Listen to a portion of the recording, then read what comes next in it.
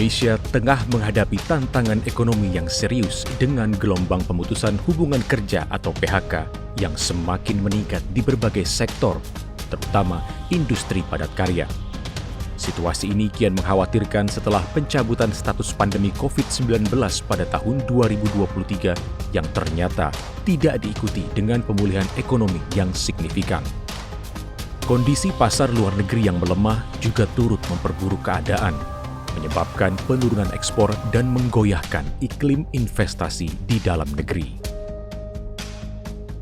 DPR RI pun menyoroti kondisi ini dengan serius, terutama nasib para pekerja yang terkena PHK serta dampak jangka panjang yang bisa mempengaruhi perekonomian nasional.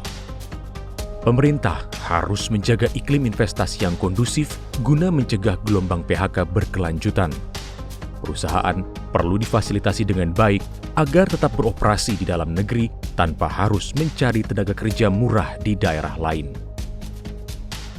Di sisi lain, pemerintah juga harus mencari solusi yang adil bagi semua pihak, baik itu pemilik modal maupun para pekerja yang terdampak PHK.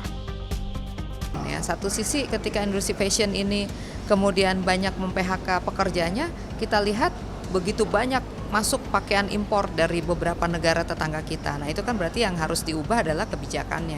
Bagaimana caranya agar apapun bentuk produknya, apapun perusahaan yang ada di tanah air ini betul-betul bisa masih menggunakan para pekerja dalam negeri dan tidak memindahkan ya pabrik-pabriknya, perusahaannya ke negara lain dengan skema skala upah murah. Nah, tapi kalau dari sisi internal ke dalam negeri saya kira memang kita harus menjadi perhatian bersama.